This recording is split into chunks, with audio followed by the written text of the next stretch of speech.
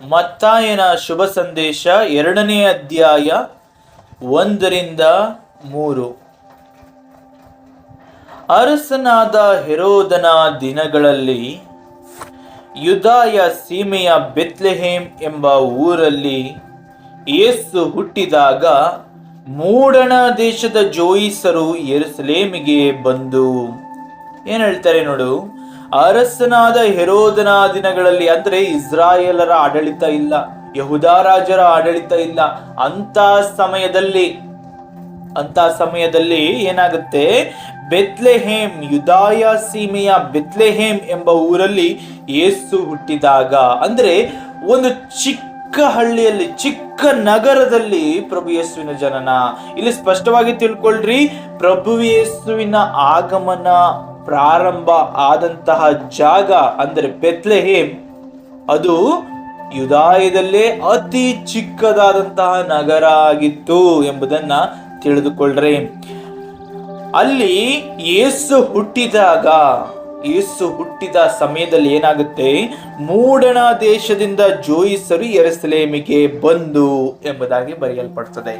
ಹಾಗಾಗಿ ಇಲ್ಲಿ ಒಂದನ್ನ ತಿಳ್ಕೊಳ್ರಿ, ದೇವ ಜನಾಂಗವನ್ನ ಯಹೂದ್ಯರಾಗಲಿ ಇಸ್ರಾಯೇಲಿನ ಯಾವುದೇ ಕುಲವಾಗಲಿ ಅಲ್ಲಿನ ರಾಜರು ಆಳ್ತಿರ್ಲಿಲ್ಲ. ಆ ಸಮಯದಲ್ಲಿ ಹೆರೋದನು ಆಳ್ತಾ ಇದ್ದ. ಅಂತ ಸಮಯದಲ್ಲಿ ಯೂದಾಯ ಸೀಮೆಯ ಬೆತ್ಲೆಹೇಮ್ ಎಂಬ ಊರಲ್ಲಿ ಯೇಸುವಿನ ಜನನ ಆಗೋದು ಅಂದ್ರೆ ಬೇರೆಯವರ ಅಡಿಯಾಳಾಗಿ ಜೀವಿಸುತ್ತಿರುವಂತಹ ಸಮಯದಲ್ಲಿ ರಕ್ಷಕನೊಬ್ಬನ ಜನನ ಆ ಜಾಗದಲ್ಲಿ ಆಗ್ತದೆ. ಆ ಹುಟ್ಟಿದ ಜಾಗವು ಕೂಡ ಒಂದು ಚಿಕ್ಕ ನಗರವಾಗಿರುತ್ತದೆ.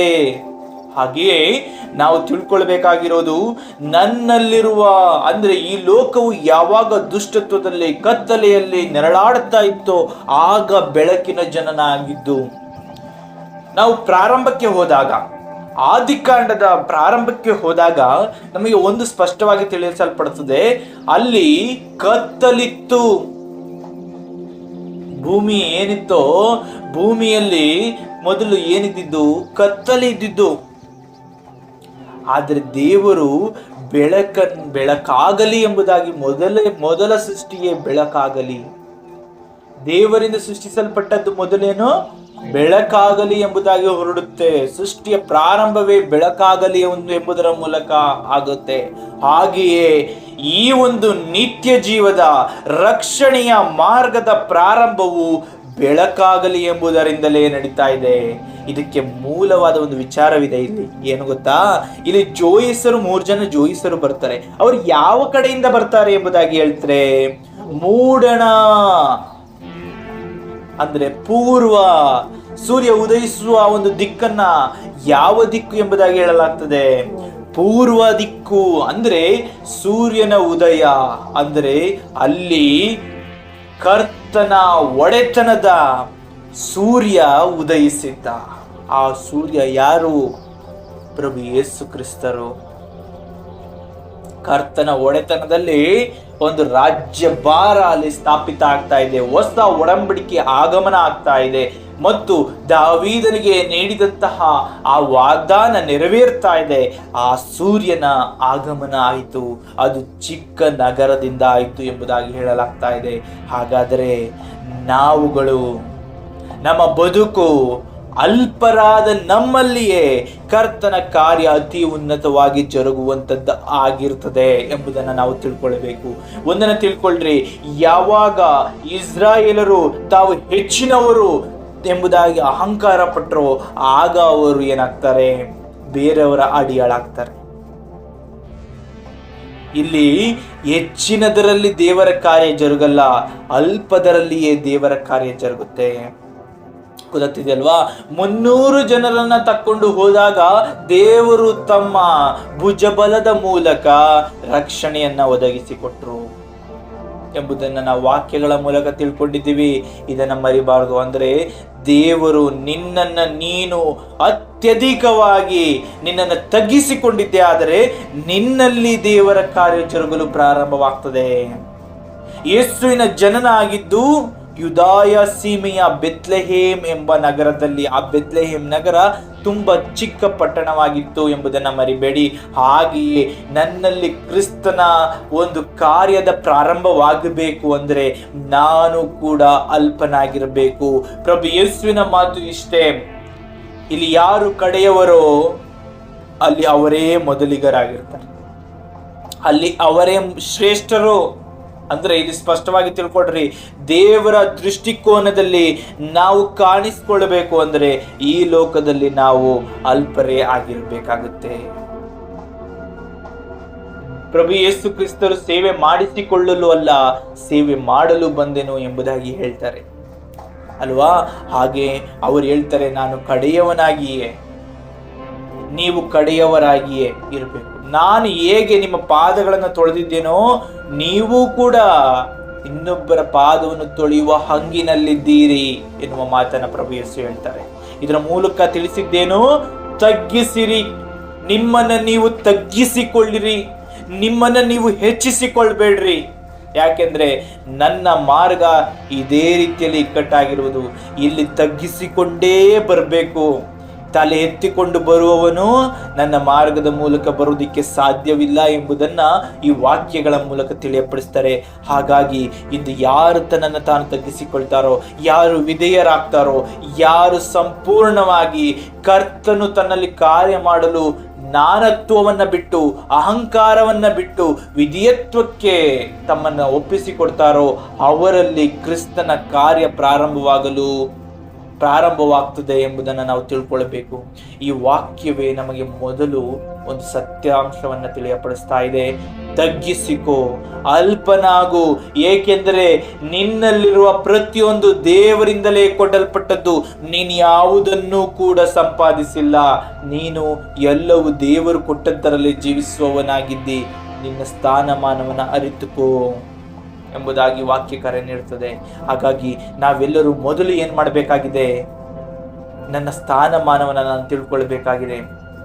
ನಾಶನದಕ್ಕೆ ಬಿದ್ದು ಹೋಗಿ ನಾಶವಾಗಬೇಕಾದಂಥ ನಾವು, ದುಷ್ಟತ್ವದಲ್ಲಿ ಬಿದ್ದು ನಾಶವಾಗಬೇಕಾದಂಥ ನಾವು, ಪಾಪದಲ್ಲಿ ಬಿದ್ದು ನಾಶವಾಗಬೇಕಾದ ನಾವು ಕ್ರಿಸ್ತನ ಮೂಲಕ ರಕ್ಷಣೆಯನ್ನು ಪಡೆಯುವವರಾಗಿದ್ದೇವೆ. ಹಾಗಾಗಿ ನಾವು ನಮ್ಮನ್ನು ತಗ್ಗಿಸಿಕೊಳ್ಳದೆ ಹೋದರೆ ನನ್ನಲ್ಲಿ ದೇವರ ಕಾರ್ಯ ಜರುಗಲ್ಲ. ದಾವೀದನು ಎಷ್ಟನೇ ಮಗನು? ಕಡೆಯ ಮಗನು ಅಲ್ವಾ. ಇಷಯನ ಕುಡಿ ಅದು ಕಡೆಯ ಕುಡಿ, ಅದೇ ಸಿಂಹಾಸನವನ್ನು ಏರಿದ್ದು. ಎಷ್ಟು ಎತ್ತರವಾದಂತಹ ಸೌಂದರ್ಯವುಳ್ಳಂತಹ ಮಕ್ಕಳನ್ನೆಲ್ಲ ತೋರಿಸ್ದ, ಹಿರಿಯವನು ಆನಂತರ ಆನಂತರ ಆನಂತರ ಅಂತ. ಆದ್ರೆ ದೇವರು ಆರಿಸಿಕೊಂಡ್ರ? ಕುಳ್ಳನಾಗಿದ್ದಂಥವನು, ಚಿಕ್ಕವನು, ಅವನನ್ನೇ ಆರಿಸಿಕೊಳ್ತಾರೆ. ಅವನು ದೇಹ ಬಲಾಢ್ಯನಾಗಿರ್ಲಿಲ್ಲ ಅಲ್ವಾ, ಆದರೆ ದೇವರು ಅವನನ್ನೇ ಆರಿಸಿಕೊಳ್ತಾರೆ. ಅಂದ್ರೆ ಬಲಹೀನರಲ್ಲಿಯೇ ದೇವರ ಕಾರ್ಯ ಜರುಗುವಂಥದ್ದು ಎಂಬುದನ್ನ ವಾಕ್ಯವು ತಿಳಿ ಹೇಳ್ತದೆ. ನಿನ್ನಲ್ಲಿರಬೇಕಾಗಿರುವುದು ಇಷ್ಟೇ, ನೀನು ವಿಧೇಯತ್ವವನ್ನು ಹೊಂದಿರಬೇಕು, ಕರ್ತನನ್ನ ಸಂಪೂರ್ಣವಾಗಿ ಕಾರ್ಯ ಮಾಡಲು ಬಿಟ್ಟುಕೊಟ್ಟವನಾಗಿರಬೇಕು, ಕರ್ತನ ಮೇಲೆ ಅತೀವವಾದ ನಂಬಿಕೆ ಉಳ್ಳವನಾಗಿರಬೇಕು. ಯಾಕಂದ್ರೆ ದಾವೀದನಲ್ಲಿ ನಾವು ನೋಡುವಂಥದ್ದು ಅದನ್ನೇ. ಅವನೇನಾಗಿದ್ದ? ಕಡೆಯವನಾಗಿದ್ದ. ಅವನು ದೇವರನ್ನು ಸಂಪೂರ್ಣವಾಗಿ ನಂಬಿದ್ದ ಮತ್ತು ದೇವರು ತನ್ನಲ್ಲಿ ಕಾರ್ಯ ಮಾಡಲು ಬಿಟ್ಟುಕೊಡ್ತಾ ಇದ್ದ. ಅವನು ಆ ಕವಣೆ ಕಲ್ಲನ್ನು ತೆಗೆದು ಹೊಡೆಯುವಾಗ ಅವನು ಯೆಹೋವನ ನಾಮದಲ್ಲಿಯೇ ಹೊಡಿತಾನೆ. ಅಂದ್ರೆ ಅವರ ಭುಜಬಲವನ್ನೇ ನಂಬಿ ಹೊಡಿತಾನೆ. ಅಂದ್ರೆ ದೇವರ ಕಾರ್ಯವಾಗುವುದಕ್ಕಾಗಿ ಅವನೇನ್ ಮಾಡ್ತಾನೆ? ಅರ್ಪಿಸಿಕೊಳ್ತಾನೆ. ಇದು ನಮ್ಮಲ್ಲಿ ಮುಖ್ಯವಾಗಿ ಆಗಬೇಕಾಗಿರುವಂಥದ್ದು. ಬೆತ್ಲೆಹೇಮ್ ತರ ನಾವು ಚಿಕ್ಕವರಾಗಬೇಕು, ಚಿಕ್ಕ ನಗರದಂತಿರಬೇಕು. ಆಗ ನಮ್ಮಲ್ಲಿ ಕ್ರಿಸ್ತನ ಉದಯ ಆಗ್ತದೆ, ಕ್ರಿಸ್ತನ ಕಾರ್ಯ ಜರುಗ್ತದೆ. ಯಾವಾಗ ಕ್ರಿಸ್ತನ ಉದಯ ನಮ್ಮಲ್ಲಾಗ್ತದೋ ಕರ್ತರ ಪ್ರಸನ್ನತೆ ನಮ್ಮ ಮೇಲೆ ನೆಲೆಗೊಳ್ತದೆ ಎಂಬುದನ್ನು ಮರಿಬೇಡ್ರಿ. ಗೊತ್ತಾಗ್ತಿದೆ ಅಲ್ವಾ? ಇಲ್ಲಿ ಒಂದು ಸ್ಪಷ್ಟವಾಗಿ ನಾವು ಇನ್ನೊಂದು ವಿಚಾರವನ್ನು ತಿಳ್ಕೊಂಡ್ವಿ. ಮೂಡಣ ದೇಶದಿಂದ ಜೋಯಿಸರು ಬರ್ತಾರೆ, ಮೂಡಣ ದಿಕ್ಕಿನಿಂದ ಜೋಯಿಸರು ಬರ್ತಾರೆ ಅಂತ. ಅಂದ್ರೆ ಕ್ರಿಸ್ತನ ಉಗಮ ಆ ಒಂದು ಸಂಕೇತದ ಮೂಲಕ ತೋರ್ಪಡಿಸಲಾಗ್ತಾ ಇದೆ. ಪೂರ್ವ ದೇಶದಿಂದ ಅವರು ಬರುವುದರ ಮೂಲಕ. ಗೊತ್ತಾಗ್ತಿದೆ ಅಲ್ವಾ? ಸೂರ್ಯನ ಉದಯವನ್ನ ಪೂರ್ವ ದಿಕ್ಕು ಎಂಬುದಾಗಿ ಗುರುತಿಸಲಾಗ್ತದೆ. ಹಾಗೆ ಜೋಯಿಸರು ಆ ಒಂದು ಬೆಳಕನ್ನು ಹುಡುಕಿಕೊಂಡು ಬಂದಿದ್ದು ಕೂಡ ಪೂರ್ವ ದಿಕ್ಕಿನಿಂದಲೇ ಎಂಬುದನ್ನು ನಾವು ತಿಳಿದುಕೊಳ್ಳಬಹುದು. ಹಾಗಾಗಿ ಇಲ್ಲಿ ಜೋಯಿಸರು ಅಷ್ಟು ದೂರದಿಂದ ಬರ್ತಿದ್ದಾರೆ, ಆದರೆ ದೇವರ ಕೃಪೆ ಎಷ್ಟು ಉನ್ನತವಾಗಿದೆ ಅಂದ್ರೆ ನಮ್ಮ ಕೈಯಲ್ಲೇ ಪ್ರಭು ಯೇಸು ಕ್ರಿಸ್ತರಿದ್ದಾರೆ. ಬೈಬಲ್ ವಾಕ್ಯಗಳ ಮೂಲಕ ಅವರು ಹುಡುಕಿಕೊಂಡು ಬಂದರು, ಆದ್ರೆ ಪ್ರಭು ಯೇಸುವೇ ನಮ್ಮನ್ನು ಹುಡುಕಿಕೊಂಡು ಇವತ್ತು ಬಂದಿದ್ದಾರೆ ನಮ್ಮ ರಕ್ಷಣೆಗಾಗಿ. ನಾವು ಹೆಚ್ಚಿನವರಲ್ವಾ? ನಾವು ಧನ್ಯರಲ್ವಾ? ಈ ಹೆಚ್ಚಿನತನವನ್ನ, ಈ ಧನ್ಯತೆಯ ಜೀವಿತವನ್ನ ಕಳೆದುಕೊಳ್ಬೇಡ್ರಿ.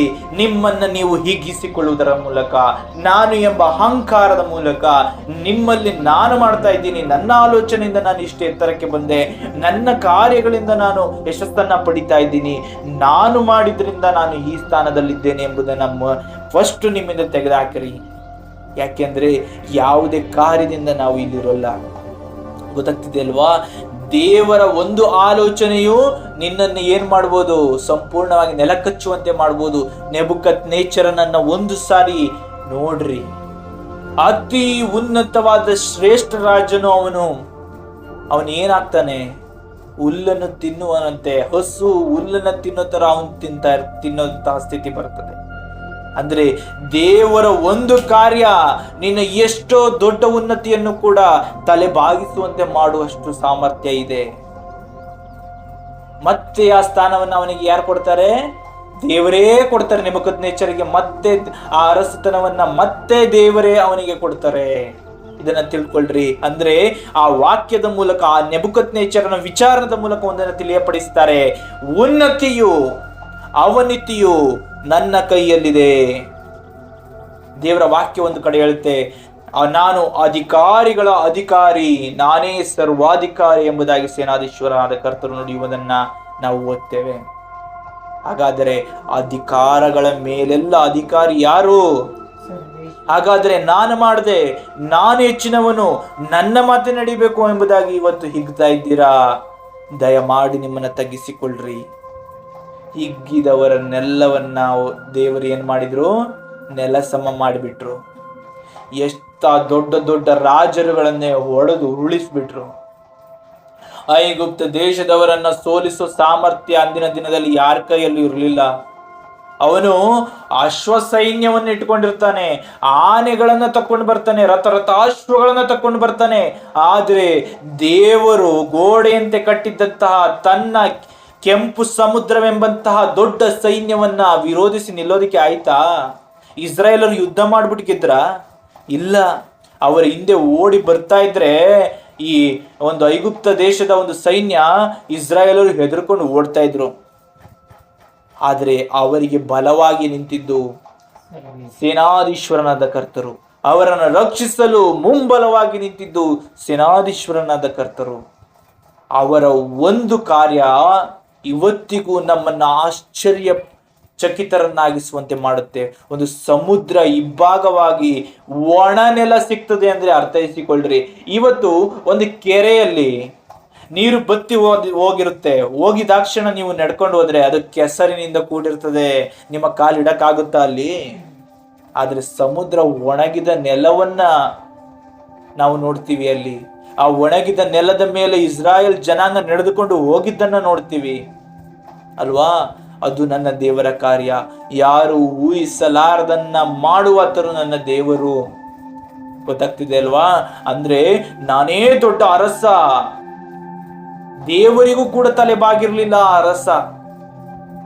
ಅಷ್ಟು ಅದ್ಭುತಗಳನ್ನ ಮಾಡಿ ಮಾಡಿ ಮಾಡಿ ನಂತರ ತಡೆಯಲಾರದೆ ಹೋದಾಗ ಅವನೇನ್ ಮಾಡ್ತಾನೆ? ಒಪ್ಪಿಕೊಳ್ತಾನೆ, ಹೋಗ್ರಪ್ಪ ಅಂತ. ತನ್ನ ಮಗನನ್ನೇ ಕಳ್ಕೊಳ್ತಾನಲ್ವಾ? ಆ ನೋವು, ಆ ವೇದನೆ ಅಲ್ವಾ? ದೇವರು ಯಾವ ಮಟ್ಟಕ್ಕಾದ್ರೂ ಹೋಗ್ತಾರೆ ತನ್ನ ಮಕ್ಕಳನ್ನ ರಕ್ಷಿಸಲು, ತನ್ನ ಜನಾಂಗವನ್ನ ರಕ್ಷಿಸಲು, ತನ್ನವರನ್ನ ರಕ್ಷಿಸಲು, ತನ್ನಲ್ಲಿ ಆಶ್ರಯ ಹೊಂದಿದವರನ್ನ ರಕ್ಷಿಸಲು ದೇವರು ಅಷ್ಟರ ಮಟ್ಟಿಗೆ ಹೋಗಲು ಸಾಧ್ಯ. ಅವರು ಎಷ್ಟು ತನ್ನ ಜನಾಂಗವನ್ನ ಪ್ರೀತಿಸ್ತಾರೆ ಅಂದ್ರೆ ಇವತ್ತಿನ ವಾಕ್ಯದ ಮೂಲಕ ನೋಡ್ತೀವಿ. ಯೇಸುವಿನ ಜನನ ಅಲ್ವಾ? ಆ ಯೇಸುವಿನ ಜನನದಷ್ಟು ತನ್ನ ಏಕಮಾತ್ರ ಪುತ್ರನನ್ನೇ ಈ ಲೋಕಕ್ಕೆ ಕಳುಹಿಸಿಕೊಡುವಷ್ಟರ ಮಟ್ಟಿಗೆ ತನ್ನ ಜನಾಂಗವನ್ನ ಅವರು ಪ್ರೀತಿಸ್ತಾರೆ, ತನ್ನ ಸೃಷ್ಟಿಯನ್ನ ಅವರು ಪ್ರೀತಿಸ್ತಾರೆ ಎಂಬುದನ್ನ ನಾವು ತಿಳಿದುಕೊಳ್ಬಹುದು. ಹಾಗಾಗಿ ಅಹಂಕಾರ ಪಡ್ಬೇಡ್ರಿ. ಅಹಂಕಾರ ಪಟ್ಟಂತಹ ದೊರೆಯನ್ನ ಕೆಂಪು ಸಮುದ್ರದಲ್ಲಿ ಮುಳುಗಿಸಿದ್ದು ನನ್ನ ಒಡೆಯನೇ, ನನ್ನ ದೇವರೇ. ಅವರಿಗಿಂತ ಹೆಚ್ಚಿನವರು ಯಾರು ಇಲ್ಲ. ನಿಮ್ಮನ್ನು ನೀವು ಅವರ ಮುಂದೆ ತಗ್ಗಿಸಿಕೊಳ್ಳ್ರಿ. ಯಾರು ಕರ್ತನಲ್ಲಿ ತಗ್ಗಿಸಿಕೊಳ್ತಾರೋ ಅವರು ಹೆಚ್ಚಿನವರಾಗ್ತಾರೆ. ಗೊತ್ತಾಗ್ತಿದೆ ಅಲ್ವಾ? ನೋಹನ ಸಮಯದಲ್ಲೂ ಅಹಂಕಾರದಿಂದ ಮೆರೆದವರೆಲ್ಲ ನೀರು ಪಾಲಾದ್ರು. ದೇವನಿಗೆ ಅಧೀನನಾದ ನೋಹ ಮಾತ್ರ ಉಳ್ಕೊಂಡ. ದೇವನ ಕಣ್ಣಿಗೆ ನೀತಿವಂತರಾಗಿ ಕಂಡವನು ಯಾರು? ನೋಹ ಒಬ್ಬನೇ. ಅವನೇನ್ ಮಾಡ್ದ? ದೇವರು ಹೇಳ್ದಂಗೆ ದೇವರಿಗೆ ಅಧೀನರಾಗಿ ದೇವರು ಹೇಳಿದಂತಹ ಒಂದು ಏನು ಚಿತ್ರಣವನ್ನ ಅವರಿಗೆ ಕೊಟ್ಟಿದ್ರು, ಇದೇ ರೀತಿಯಲ್ಲಿ ಇದೇ ಅಳತೆಯಲ್ಲಿ ಮಾಡಬೇಕು ಅಂತ ಅದೇ ರೀತಿಯಲ್ಲಿ ಮಾಡ್ದ. ಅವನು ಅಧೀನನಾಗಿ ಮಾಡಿದ್ರಿಂದ ಅವರ ಕುಟುಂಬವು ರಕ್ಷಣೆ ಹೊಂದಿತು. ಇವತ್ತು ಕೂಡ ಹಾಗೆ ಅಧೀನರಾಗಿರಿ. ಅಹಂಕಾರ ಬೇಡ.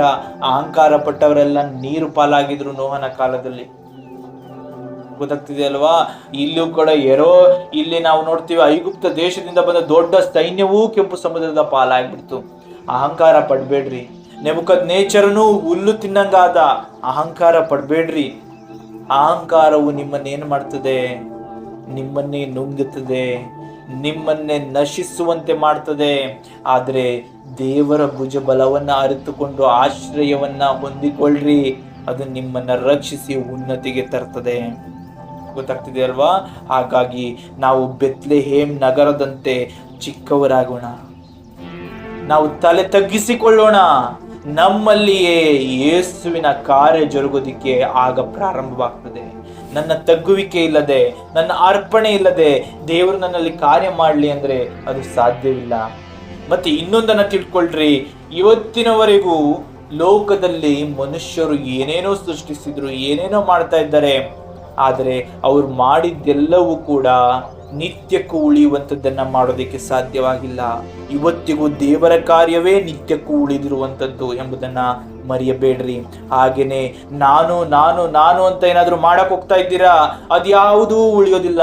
ಅದು ನಿತ್ಯಕ್ಕೂ ಉಳಿಯುವಂಥದ್ದನ್ನ ನೀವು ಮಾಡೋದಕ್ಕೆ ಸಾಧ್ಯವಿಲ್ಲ.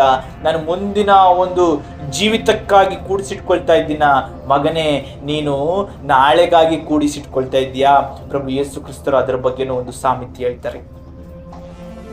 ಒಬ್ಬ ಏನ್ ಮಾಡ್ತಾನೆ, ಬೆಳೆಯೆಲ್ಲ ಬೆಳೆದ್ಬಿಟ್ಟು ಕಣಜದಲ್ಲಿ ತುಂಬಿಸಿಡ್ತಾನೆ. ಆ ಕಣಜವನ್ನು ಕೂಡ ಕಟ್ಟಿಸ್ತಾನೆ, ಹೊಸದಾಗಿ ಕಟ್ಟಿಸಿ ಆ ಒಂದು ಕಣಜದಲ್ಲಿ ಚೆನ್ನಾಗಿ ತುಂಬಿಸಿಡ್ತಾನೆ. ನಾನು ಇನ್ನು ಮುಂದೆ ಏನಾಗಿರ್ಬೋದು? ನೆಮ್ಮದಿಯಾಗಿರ್ಬೋದು.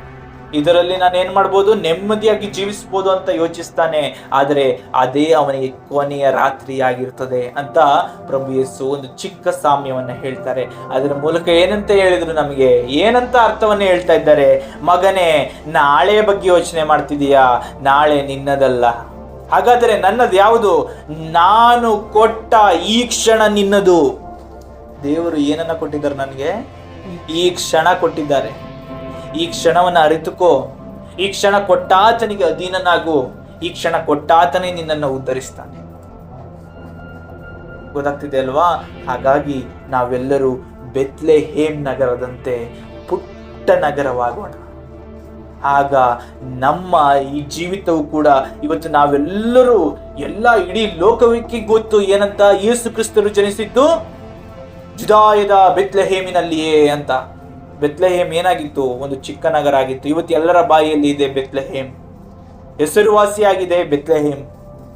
ಗೊತ್ತಾಗ್ತಿದೆ ಅಲ್ವಾ? ಹಾಗಾಗಿ ಅರ್ಥೈಸಿಕೋ.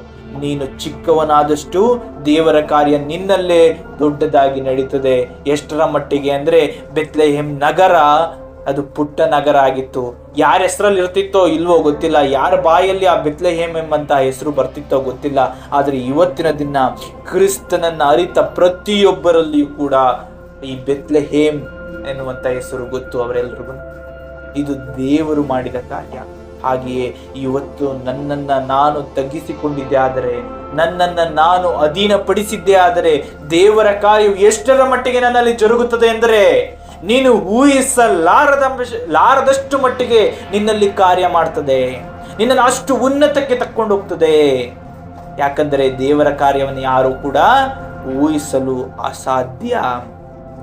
ಇಸ್ರಾಯೇಲರು ಕೂಡ ಕನಸಿನಲ್ಲೂ ಕಂಡಿರಲಿಲ್ಲ ನಮ್ಮನ್ನ ಈ ರೀತಿಯಲ್ಲಿ ಬಿಡಿಸಿ ಕರ್ತರು ತರ್ತಾರೆ ಅಂತ. ಅಷ್ಟು ಉಪದ್ರವಗಳು ಬರ್ತಾವಲ್ವಾ? ದೇವರು ಏನ್ ಮಾಡಿದ್ರು? ರಕ್ಷಿಸಿ ಕರೆ ತಂದ್ರು. ಯಾಕೆಂದ್ರೆ ತನ್ನ ಮಕ್ಕಳನ್ನ ರಕ್ಷಿಸಲು ದೇವಾದಿದೇವನು ತನ್ನನ್ನ ಮಹಿಮೆ ಪಡಿಸಲು ತನ್ನ ಜನಾಂಗವನ್ನೇ ಉಪಯೋಗಿಸಿದ್ರು. ಯಾರು ಆ ಜನಾಂಗ? ಐಗುಪ್ತ ದೇಶದಲ್ಲಿ ಕೂಲಿಯಾಳುಗಳಂತಿದ್ದವರು, ದಾಸತ್ವದಲ್ಲಿದ್ದಂಥವರು. ಅಂದರೆ ಅರ್ಥೈಸ್ಕೊಳ್ರಿ, ಅಲ್ಲಿ ಐಗುಪ್ತ ದೇಶದಲ್ಲಿ ಅವರು ಏನಾಗಿದ್ರು? ದಾಸರಾಗಿದ್ರು. ಆ ಕೆಳಗೆ ಇದ್ದವರನ್ನ ಮೇಲೆ ತಂದಿಟ್ಟಿದ್ದು ಯಾರು? ಸೇನಾಧೀಶ್ವರನಾದ ಕರ್ತರು. ಇದರ ಮೂಲಕ ನಮಗೆ ಸ್ಪಷ್ಟವಾಗಿ ಗೊತ್ತಾಗ್ತಾ ಇದೆ, ಯಾರು ದಾಸರಂತೆ ತನ್ನನ್ನು ತಗ್ಗಿಸಿಕೊಳ್ತಾರೋ ದೇವರು ಅವರನ್ನೇ ಉನ್ನತಿಗೆ ತರ್ತಾರೆ. ಬೆತ್ಲೆಹೇಮ್ ನಗರ ಚಿಕ್ಕದಾಗಿದ್ದರು. ಇವತ್ತು ನನಗೆ ಗೊತ್ತು, ಇಂಡಿಯಾದಲ್ಲಿರುವಂತಹ, ಭಾರತದಲ್ಲಿರುವಂತಹ, ಕರ್ನಾಟಕದೊಳಗಿರುವಂತಹ ಈ ಒಂದು ಚಿಕ್ಕ ಊರಿನಲ್ಲಿರುವ ನನಗೆ ಗೊತ್ತು ಏನಂತ, ಬೆತ್ಲೆಹೇಮಿನಲ್ಲಿ ಯೇಸು ಕ್ರಿಸ್ತರು ಜನಿಸಿದರು. ಅಷ್ಟರ ಮಟ್ಟಿಗೆ ದೇವರು ಉನ್ನತಿಗೆ ತಂದರು. ಯಾರ್ಯಾರು ಯೇಸುವಿನ ಕಾರ್ಯಕ್ಕಾಗಿ ತನ್ನನ್ನು ಅರ್ಪಿಸಿಕೊಳ್ತಾರೋ ಅವರೆಲ್ಲರೂ ಧನ್ಯರು. ಯಾಕೆಂದ್ರೆ ಅವರೆಲ್ಲರೂ ಕೂಡ ಉನ್ನತಕ್ಕೆ ಬರ್ತಾರೆ. ಅವರೆಲ್ಲರೂ ಕೂಡ ಯಾರಿಂದ ಉನ್ನತಕ್ಕೆ ಬರ್ತಾರೆ? ಸರ್ವೇಶ್ವರ ಸ್ವಾಮಿಯಿಂದ ಉನ್ನತಕ್ಕೆ ಬರ್ತಾರೆ. ಯಾಕೆಂದ್ರೆ ನನ್ನನ್ನ ಎಷ್ಟು ಪ್ರೀತಿಸ್ತಾರೋ ದೇವರು ತನ್ನ ಏಕಮಾತ್ರ ಪುತ್ರರನ್ನು ಕೂಡ ಪ್ರೀತಿಸುವವರಾಗಿದ್ದಾರೆ. ಅದಕ್ಕೆ ಅವರು ಇವತ್ತು ಯೇಸು ಕ್ರಿಸ್ತರು ಎಲ್ಲಿದ್ದಾರೆ? ಸೇನಾಧೀಶ್ವರ ಕರ್ತರ ಬಲಗಡೆಯಲ್ಲಿ ಆಸೀನರಾಗಿದ್ದಾರೆ. ಗೊತ್ತಾಗ್ತಿದೆ ಅಲ್ವಾ? ಹಾಗಾಗಿ ನೋಡಿ, ನಾವು ಇವತ್ತು ಮರಿಯಳನ್ನ ನೆನಿತೀವಿ. ಯಾಕೆ? ಕ್ರಿಸ್ತನ ಆಗಮನಕ್ಕೆ ಆಕೆ ತನ್ನನ್ನು ತಗ್ಗಿಸಿಕೊಂಡು ಅರ್ಪಿಸಿಕೊಂಡು, ಅಂದ್ರೆ ದೇವರ ಕಾರ್ಯಕ್ಕೆ ಯಾರ್ಯಾರು ತಮ್ಮನ್ನ ಅರ್ಪಿಸಿಕೊಳ್ತಾರೋ ಅವರೆಲ್ಲರನ್ನ ನಾವು ನೆನೀತಾ ಇದ್ದೀವಿ. ಅಬ್ರಹಾಮನೇ ಆಗಿರ್ಬೋದು, ಅಲ್ಲಿಂದ ಹಿಡಿದು ಹನೋಕನನ್ನು ಕೂಡ ನಾವು ಧ್ಯಾನಿಸ್ತೀವಿ ಅಲ್ವಾ? ಯಾಕೆ? ಅವನು ದೇವರಿಗೆ ಅಧೀನನಾಗಿದ್ದ ಅಲ್ವಾ? ಹೀಗಾಗಿ ನಾವು ಒಂದೊಂದು ಕಡೆ ನೋಡ್ಕೊಂಡು ಬಂದಾಗಲೂ ಕೂಡ ದೇವರ ಜನರೇ ಪ್ರಸಿದ್ಧರಾಗಿರೋದನ್ನ ನಾವು ನೋಡ್ತಾ ಬರ್ತೀವಿ. ಗೊತ್ತಾಗ್ತಿದೆ ಅಲ್ವಾ? ಯಾಕೆ ಅಂದ್ರೆ ದೇವರು ಹೆಚ್ಚಿನವರು. ಈಗ ನೋಡು, ದೊಡ್ಡವರು ಚಿಕ್ಕ ಕೆಲಸ ಮಾಡಿದ್ರೆ ಅವರು ಈ ಆಳಿಕೆಗೆ ಗುರಿ ಆಗ್ತಾರೆ ಅಲ್ವಾ? ದೊಡ್ಡವರು ಏನ್ ಮಾಡ್ತಾರೆ? ತಮ್ಮ ಸಾಮರ್ಥ್ಯಕ್ಕೆ ತಕ್ಕಂತೆ ಕೆಲಸ ಮಾಡ್ತಾರೆ. ಈ ಲೋಕದ ಜನರೇ ತಮ್ಮ ಸಾಮರ್ಥ್ಯಕ್ಕೆ ತಕ್ಕಂತೆ ಕೆಲಸ ಮಾಡುವಾಗ ಸೇನಾಧೀಶ್ವರನಾದ ಕರ್ತರ ಸಾಮರ್ಥ್ಯವನ್ನು ಯಾರಾದ್ರೂ ಊಹಿಸೋದಕ್ಕೆ ಸಾಧ್ಯವಾಗುತ್ತಾ? ಯಾರಾದ್ರೂ ಆಲೋಚಿಸೋದಕ್ಕೆ ಸಾಧ್ಯವಾಗುತ್ತಾ? ಯಾರಾದ್ರೂ ಇಷ್ಟು ಅಂತ ಪ್ರಮಾಣವನ್ನ ಇಟ್ಟು ತೂಕ ಮಾಡಿ ಹೇಳೋದಕ್ಕಾಗುತ್ತಾ? ಆಗೋದಿಲ್ಲ. ಅಂತ ಸಾಮರ್ಥ್ಯವುಳ್ಳವರು ಎಷ್ಟರ ಮಟ್ಟಿಗೆ ತನ್ನ ಜನರನ್ನ ಬೆಳೆಸ್ತಾರೆ, ನಡೆಸ್ತಾರೆ ಎಂಬುದನ್ನು ಅರಿತುಕೊಳ್ಳ್ರಿ. ಹಾಗಾಗಿ ಯೇಸುವಿನ ಜನನವಾದಂತಹ ಬೆತ್ಲೆಹೇಮ್ ನಗರ ಚಿಕ್ಕದಾಗಿತ್ತು.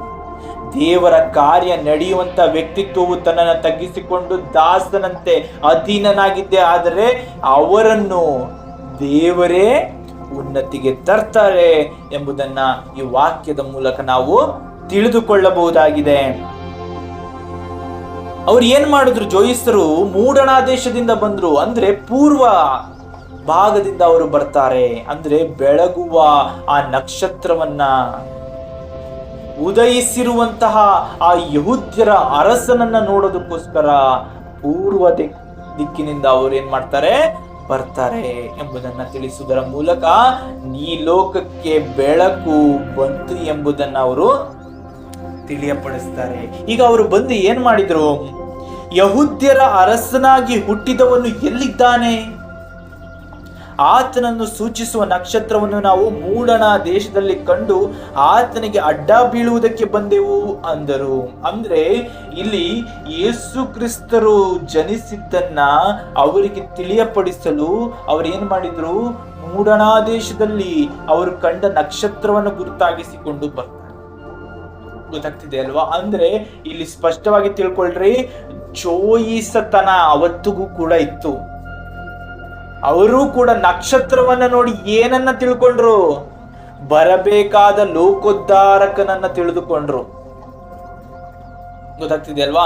ಅವರು ಮೂಡಣಾ ದೇಶದಿಂದ ಬರ್ತಾರೆ. ಅವರ ದೇಶವನ್ನೇನು ಆಳೋದಿಲ್ವಲ್ಲ, ಯಹೂದ್ಯರ ರಾಜ ಅಂತ ತಾನೇ ಅವ್ರು ಹುಡ್ಕೊಂಡು ಬರ್ತಾ ಇರೋದು. ಆದ್ರೆ ಅವ್ರು ಯಾಕೆ ಬಂದ್ರು ಅಂದ್ರೆ ನಿಜವಾಗಿಯೂ ಆ ಜೋಯಿಸರಿಗೆ ತಿಳಿದಿತ್ತು ಇವರೇ ಬರಬೇಕಾದ ಲೋಕೋದ್ಧಾರಕ ಅಂತ. ಇಲ್ಲದಿದ್ರೆ ಆ ದೇಶದಿಂದ ಈ ದೇಶದ ರಾಜನನ್ನು ನೋಡೋಕೆ ಬರ್ತಿದ್ರ? ನಮಗೂ ಇವ್ರಿಗೂ ಏನು, ನನ್ಗೇನಾದ್ರೂ ಕೊಡೋದು ಕೊಂಡ್ಕೊಳ್ಳೋದು ಏನಾದ್ರೂ ಇದೆಯಾ? ಇಲ್ಲವಲ್ಲ. ಆದ್ರೂ ಅವ್ರು ಯಾಕೆ ಅವರು ಅಷ್ಟೆಲ್ಲ ತಕೊಂಡು ಬಂದು ಪ್ರಭು ಯೇಸುವನ್ನ ನೋಡೋದಕ್ಕೆ ಬರ್ಬೇಕಿತ್ತು ಅಲ್ವಾ? ಅಂದ್ರೆ ತಿಳ್ಕೊಳ್ರಿ, ಯಾವುದೇ ಜೋಯಿಸವನ್ನ ಹಿಡ್ಕೋ, ಏನನ್ನೇ ಹಿಡ್ಕೋ, ಸತ್ಯವು ಯೇಸುವಿನಲ್ಲಿಯೇ ಬಂದು ನಿಲ್ಲುತ್ತೆ. ನೀನು ಯಾವುದೇ ಗ್ರಂಥವನ್ನ ಓದು, ಏನೇ ಮಾಡು, ದೇವರನ್ನ ಹುಡ್ಕೊಂಡು ಬಂದ್ರೆ ನಿನ್ನನ್ನ ಕೊನೆಯಲ್ಲಿ ತಂದು ನಿಲ್ಲಿಸೋದು ಯೇಸುವಿನ ಬಳಿಯಲ್ಲಿಯೇ. ಗೊತ್ತಾಗ್ತಿದೆ ಅಲ್ವಾ? ಸತ್ಯವೇ ನಿನ್ನನ್ನ ಬಿಡುಗಡೆ ಪಡಿಸ್ತದೆ ಎಂಬುದಾಗಿ ಏನು ವಾಕ್ಯ ಹೇಳ್ತದೋ ಇದು ಸತ್ಯಸ್ಯ ಸತ್ಯ. ಎಷ್ಟೋ ಜನ ಅನ್ಯರು ಕೂಡ ದೇವರನ್ನ ಹುಡುಕುತ್ತಾ ಯೇಸುವಿನ ಬಳಿಗೆ ಬಂದಿದ್ದಾರೆ. ಹಾಗೇನೆ ಆ ನಕ್ಷತ್ರವನ್ನು ನೋಡಿಕೊಂಡು ಬಂದ ಜೋಯಿಸರಿಗೂ ಕೂಡ ಪ್ರಭು ಯೇಸುವಿನ ಬಳಿಗೆ ಬರೋದಿಕ್ಕೆ ಅವರು ಮುಂದಾಗಿದ್ದಾರೆ. ಯಾಕೆಂದ್ರೆ ನಿಜವಾದ ರಕ್ಷಕನು ಪ್ರಭು ಯೇಸು ಕ್ರಿಸ್ತರು ಮಾತ್ರ. ನೀನು ಜೋಯಿಸದಲ್ಲಿ ನೋಡು ರಕ್ಷಣೆ ಎಲ್ಲಿ ಸಿಗುತ್ತೆ ಅಂತ. ಆ ಜೋಯಿಸರಿಗೂ ಗುರುತಿಸಲ್ಪಟ್ಟಿದ್ದು ಎಲ್ಲಿ? ಯಾರು? ಯೇಸು ಕ್ರಿಸ್ತರೇ. ಗೊತ್ತಾಗ್ತಿದೆ ಅಲ್ವಾ? ಹಾಗಾಗಿ ನಾವು ಇಲ್ಲಿ ತಿಳ್ಕೊಳ್ಬಹುದು, ಆ ಜೋಯಿಸರು ಕೂಡ ಏನು ಮಾಡಿದ್ದಾರೆ? ಪ್ರಭು ಯೇಸುವನ್ನ ಹುಡ್ಕೊಂಡು ಬಂದಿದ್ದಾರೆ. ಇವತ್ತು ನೀವು ಧನ್ಯರು, ಯಾಕೆಂದ್ರೆ ದೇವರ ವಾಕ್ಯವೇ ನಿನ್ನ ಬಳಿಗೆ ಬಂದಿದೆ. ಇವತ್ತು ಅವರು ಕಷ್ಟಪಟ್ಟು ಹುಡ್ಕೊಂಡು ಬಂದ್ರು. ಈಗ ಬಂದು ಹೆರೋದರಸನ ಒಂದು ಆಸ್ಥಾನಕ್ಕೆ ಬಂದು ಕೇಳ್ಕತ್ತವ್ರೆ, ಏನಂತ? ಯಹೂದ್ಯರ ಅರಸನು ಹುಟ್ಟಿದ್ದು ಎಲ್ಲಿ ಅಂತ ಕೇಳ್ತಾ ಇದ್ದಾರೆ. ಹಾಗಾದ್ರೆ ನೀವು ಯಾರನ್ನು ಕೇಳಬೇಕಾಗಿಲ್ಲ, ನಿಮಗೆ ಹಾಗೆಯೇ ಸಿಕ್ಕಿದೆ ಈ ವೈಭವ, ಹಾಗೆಯೇ ಸಿಕ್ಕಿದೆ ಇದು ಮಹೋನ್ನತ ಜ್ಞಾನ, ಇದು ದೇವರ ಸಂಕಲ್ಪ. ಮಗುವಿನಿಂದಿಡಿದು ಮುದುಕನವರೆಗೂ ನಾನು ಈ ಜ್ಞಾನವನ್ನ ಕೊಡುವೆನು ಎಂಬುದಾಗಿ ದೇವರೇ ಸಂಕಲ್ಪಿಸಿದ್ದು. ಇದನ್ನ ಪ್ರಭು ಯೇಸುವಿನ ಆಗಮನದ ನಂತರ ಈ ಗಳಿಗೆಯಲ್ಲಿ ಕೊಡ್ತಾ ಇದ್ದಾರೆ. ಈ ಅಂತ್ಯ ಕಾಲದಲ್ಲಿ ಎಲ್ಲರಿಗೂ ಈ ಜ್ಞಾನವು ಉಚಿತವಾಗಿ ದೊರೀತಾ ಹೋಗ್ತದೆ. ಇನ್ನು ಎಲ್ಲಿಗೂ ಹೋಗಬೇಕಾಗಿಲ್ಲ. ಪ್ರಭು ಯೇಸು ಹೇಳಿದಂತೆ, ನೀನು ಬೆಟ್ಟವನ್ನೇರುವುದು ಬೇಡ, ಜೆರುಸಲೇಮಿಗೆ ಹೋಗುವುದು ಬೇಡ, ನೀನು ಇದ್ದಲ್ಲಿಯೇ ಪ್ರಾರ್ಥಿಸುವ ಸಮಯ ಬರ್ತದೆ ಅಂತ ಪ್ರಭು ಯೇಸು ಹೇಳಿದ್ರು. ಇವತ್ತು ಪ್ರಭು ಯೇಸುವಿನ ವಾಕ್ಯ ಯಾರ್ಯಾರ ಕೈಯಲ್ಲಿದೆಯೋ ನೀವೆಲ್ಲರೂ ಧನ್ಯರು. ಯಾಕೆಂದ್ರೆ ನೀವು ಕ್ರಿಸ್ತನನ್ನ ಅರಿತಿದ್ದೀರಿ, ಕ್ರಿಸ್ತನ ಮೂಲಕ ತಂದೆಯನ್ನ ತಿಳಿದಿದ್ದೀರಿ. ನೀವು ಕ್ರಿಸ್ತನ ಮಧ್ಯಸ್ಥಿಕೆಯಲ್ಲಿ ತಂದೆಯನ್ನ ನೀವು ಎಲ್ಲಾದರೂ ಪ್ರಾರ್ಥಿಸಬಹುದು. ಯಾಕೆಂದ್ರೆ ಕ್ರಿಸ್ತರಿದ್ದಾರೆ ಅಂದ್ರೆ ಅಲ್ಲಿ ಪರಿಶುದ್ಧತೆ ಇದೆ. ಪರಿಶುದ್ಧತೆಯ ಆ ಜಾಗದಲ್ಲಿಯೇ ಸೇನಾಧೀಶ್ವರನಾದ ಕರ್ತರು ಇರುವಂತದ್ದು. ಗೊತ್ತಾಗ್ತಿದೆ ಅಲ್ವಾ? ಹಾಗಾಗಿ ನಾವು ಇಲ್ಲಿ ಸ್ಪಷ್ಟವಾಗಿ ತಿಳ್ಕೊಳ್ಬಹುದು, ಜೋಯಿಸರಿಗಿಂತಲೂ ನಾವು ಧನ್ಯರು. ಯಾಕೆಂದ್ರೆ ಜೋಯಿಸರು ಕ್ರಿಸ್ತನನ್ನ ಹುಡುಕಿಕೊಂಡು ಬಂದ್ರು. ಆದ್ರೆ ನಾವು ಯಾಕೆ ಧನ್ಯರು ಅಂದ್ರೆ ಕ್ರಿಸ್ತರೇ ನಮ್ಮನ್ನ ಹುಡುಕಿಕೊಂಡು ನಮ್ಮ ಬಳಿಯಲ್ಲಿ ಬಂದಿದ್ದಾರೆ. ಈ ವಾಕ್ಯಗಳ ಮೂಲಕ ನಮ್ಮ ಬಳಿಗೆ ಬಂದಿದ್ದಾರೆ. ನಿಜವಾಗಿಯೂ ದೇವರ ಕೃಪೆಗೆ ಕೋಟಿ ಸ್ತೋತ್ರವನ್ನ ಹೇಳಬೇಕು. ಯಾಕೆ ಅಂದ್ರೆ ಇಂಥ ಒಂದು ಅದ್ಭುತವಾದಂತಹ ಒಂದು ಆಶೀರ್ವಾದ ನಮಗೆ ಸಿಕ್ಕಿದೆ.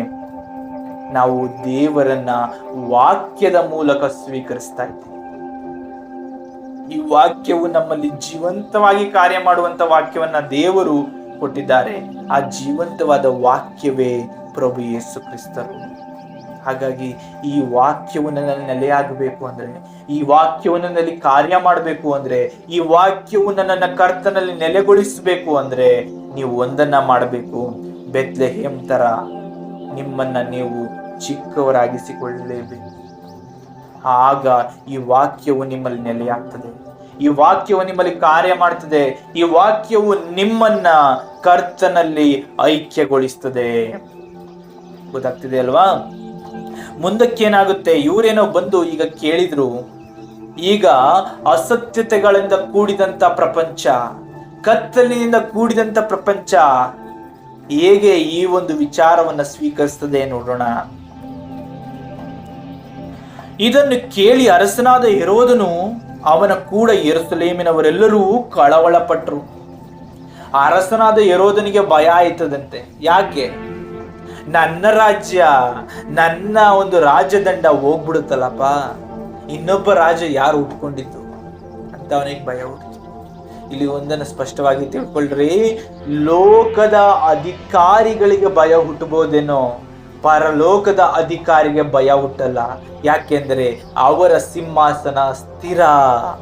ಪ್ರಭು ಯೇಸುವಿಗೆ ಎಲ್ಲೂ ಭಯ ಇರಲಿಲ್ಲ, ಪ್ರಭು ಯೇಸು ಎಲ್ಲೂ ಕೂಡ ಭಯ ಪಟ್ಟಿಲ್ಲ. ಆದರೆ ಅವರು ಸಮಯಕ್ಕಾಗಿ ಕಾಯ್ತಾ ಇದ್ರು, ಇದಂತೂ ಸತ್ಯ. ಅವರು ಲೂಕನ ಶುಭ ಸಂದೇಶದಲ್ಲಿ ಹೇಳಿರುವಂತೆ ಮೊದಲ ಒಂದು ಅದ್ಭುತದಲ್ಲಿ ನನ್ನ ಸಮಯ ಇನ್ನೂ ಬಂದಿಲ್ಲ ಅಂತ, ಅರಸನಾಗುವುದಕ್ಕೆ ಕರೆದುಕೊಂಡು ಹೋಗುವಾಗ ಅದು ನನ್ನ ಸ್ಥಾನವಲ್ಲ, ನನಗೆ ಅದು ಕರ್ತರು ಕೊಟ್ಟಿರುವಂತದಲ್ಲ ಕೆಲಸ ಅಂತ ಅವರು ಬಿಟ್ಟು ಹೋಗ್ತಾರೆ. ಪ್ರತಿಯೊಂದರಲ್ಲೂ ಅವರು ಸಮಯವನ್ನ ನೋಡ್ತಾರೆ, ಕರ್ತನ ಚಿತ್ತವನ್ನ ನೋಡ್ತಾರೆ. ಇದನ್ನ ತಿಳ್ಕೊಳ್ರಿ. ಹಾಗೆಯೇ ನಮ್ಮ ಬದುಕಿನಲ್ಲೂ ಕೂಡ ನಾವು ಕರ್ತನು ಮಾಡುವ ಕಾರ್ಯಕ್ಕಾಗಿ ಕಾಯಲೇಬೇಕು. ಗೊತ್ತಾಗ್ತಿದೆ ಅಲ್ವಾ? ಕರ್ತನು ನನ್ನಲ್ಲಿ ನೆಲೆಯಾಗಿದ್ದಾಗ ನಾನು ಅಸತ್ಯದ ನಡುವೆ ನಿಂತರೆ ಅಸತ್ಯವು ಕಳವಳ ಪಡ್ತದೆ, ಅಸತ್ಯವು ಹೆದರುತ್ತದೆ. ನಾನು ಕ್ರಿಸ್ತನನ್ನ ಸ್ವೀಕರಿಸದೆ, ಕ್ರಿಸ್ತನು ನನ್ನಲ್ಲಿ ನೆಲೆಯಾಗುವಂತೆ ನನ್ನನ್ನು ಬಿಟ್ಟು ಕೊಡದೆ ನಾನು ಯಾವ ಜನಾಂಗದ ಮುಂದೆ ನಿಂತರೂ ನಾನು ಅವಾಗ ಕಳವಳ ಪಡ್ತೀನಿ. ಯಾಕಂದ್ರೆ ನನ್ನಲ್ಲಿ ಕ್ರಿಸ್ತನಿಲ್ವಲ್ಲ.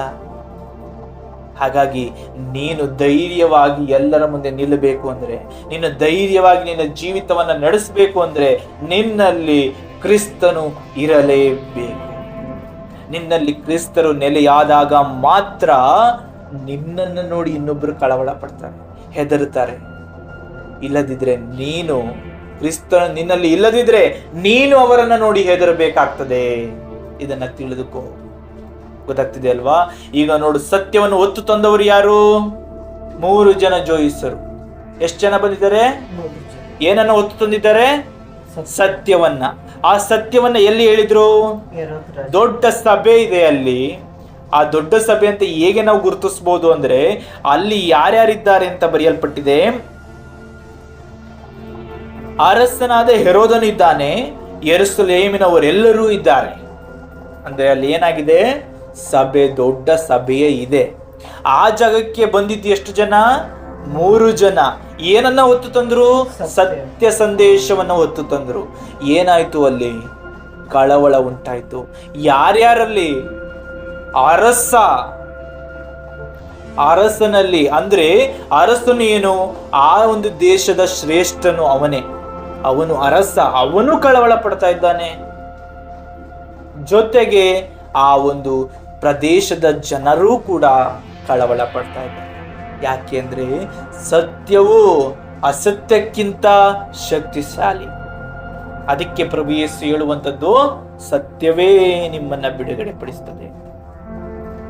ಯಾವುದು ಬಿಡುಗಡೆ ಪಡಿಸೋದು ನನ್ನನ್ನ? ಸತ್ಯ. ಇವತ್ತು ಸತ್ಯವು ಎಷ್ಟು ಶಕ್ತಿಶಾಲಿ ಅಂದ್ರೆ, ಆ ಸತ್ಯದ ಮುಂದೆ ಸೈತಾನನು ಅಷ್ಟು ಸಾರಿ ಅಟ್ಯಾಕ್ ಮಾಡ್ದ. ಕೊನೆಗೂ ಕೂಡ ಮರಣದ ಮೂಲಕ ನಾನು ಗೆದ್ದು ಬಿಟ್ಟೆ ಅಂತ ಅನ್ಕೊಂಡ. ಆದ್ರೆ ಪ್ರಭು ಯೇಸು, ಆ ಸತ್ಯವಾದ ಪ್ರಭು ಯೇಸು ಪುನರುತ್ಥಾನದ ಮೂಲಕ, ಸ್ವರ್ಗಾರೋಹಣದ ಮೂಲಕ ಸತ್ಯವೇ ಗೆಲ್ಲುವಂಥದ್ದು ಎಂಬುದಾಗಿ ಸಾಬೀತುಪಡಿಸಿ ಸತ್ಯ ಜನಾಂಗಕ್ಕೆ ಒಂದು ಆಶಾಕಿರಣವನ್ನ ಮೂಡಿಸಿದ್ರು. ಗೊತ್ತಾಗ್ತಿದೆ ಅಲ್ವಾ? ಹಾಗಾಗಿ ಇಲ್ಲಿ 3 ಜನ ಸತ್ಯವನ್ನು ಹೊತ್ತುಕೊಂಡು ಬಂದಿದ್ದಾರೆ. ಆದರೆ ಅಲ್ಲಿದ್ದ ಇಡೀ ಸಭೆಯೇ ಕಳವಳ ಪಡ್ತದೆ. ನೀನು ಒಬ್ಬನೇ ಕ್ರಿಸ್ತನನ್ನು ಹೊತ್ತುಕೊಂಡು ಹೋಗು. ಸುಳ್ಳು, ಮೋಸ, ವಂಚನೆಗಳಿಂದ ಕೂಡಿರುವ ಪಾಪ ಜೀವಿತದ ವ್ಯಕ್ತಿತ್ವಗಳು ನಿನ್ನನ್ನ ನೋಡಿ ಹೆದರ್ತವೆ. ಗೊತ್ತಾಗ್ತಿದೆ ಅಲ್ವಾ? ಹಾಗಾಗಿ ಕ್ರಿಸ್ತನ ಪವರ್ ಏನು ಗೊತ್ತಾಯ್ತಾ? ಸತ್ಯದ ಪವರ್ ಏನು ಗೊತ್ತಾಯ್ತಾ? ಯೇಸು ಏನು? ಸತ್ಯ. ಆ ಸತ್ಯದ ಪವರ್ ಗೊತ್ತಾಯ್ತಾ? ಹಾಗಾದ್ರೆ ಇನ್ನು ಮುಂದೆ ಆದ್ರೂ ಯಾರಿಗೆ ಅಧೀನರಾಗ್ತೀರಿ? ನಾನು ಅಂತ ಬದುಕ್ತೀರಾ? ನಾನು ಅಂತ ಬರುತ್ತಾ ಹೆರೋದರಸ ಎದುರ್ಕೊಳ್ತಾವನೆ. ಅಷ್ಟು ದೊಡ್ಡ ಜನರು ಸಂಘನೆ ಅಲ್ಲಿದೆ, ಅವರೂ ಹೆದರ್ಕೊಳ್ತಾ ಇದ್ದಾರೆ. ಜನಬಲ ಅಲ್ಲ, ರಾಜ್ಯಭಾರದ ಅಧಿಕಾರ ಅಲ್ಲ, ಯಾವುದೂ ಕೂಡ ಕ್ರಿಸ್ತ ನಾಮದ ಮುಂದೆ ನಿಲ್ಲೋದಿಕ್ಕೆ ಸಾಧ್ಯವಿಲ್ಲ. ಯಾಕೆಂದ್ರೆ ಕ್ರಿಸ್ತ ನಾಮಕ್ಕೆ ಅಂತ ಶಕ್ತಿ ಇದೆ. ಗೊತ್ತಾಗ್ತದೆ ಅಲ್ವಾ? ಸೇನಾಧೀಶ್ವರನಾದ ಕರ್ತರು ಏನ್ ಹೇಳ್ತಾರೆ? ನಿನ್ನ ವಿರೋಧಿಗಳನ್ನು ನಿನ್ನ ಪಾದ ಪೀಠ ಮಾಡುವವರೆಗೆ ನೀನು ನನ್ನ ಬಲಗಡೆಯಲ್ಲಿ ಆಸೀನನಾಗಿರು. ಹಾಗಾದರೆ ಇವತ್ತಿನ ದಿನ ಕ್ರಿಸ್ತ ಪರರೆಲ್ಲರೂ ಧೈರ್ಯದಿಂದಿರಬಹುದು. ಯಾಕೆಂದ್ರೆ ಕ್ರಿಸ್ತನನ್ನು ವಿರೋಧಿಸಿದವರನ್ನ ಸೇನಾಧೀಶ್ವರ ಕರ್ತರೇ ಬಗ್ಗು ಬಡಿತಾರೆ. ಯಾಕೆ ಧೈರ್ಯವಾಗಿರ್ಬೋದು?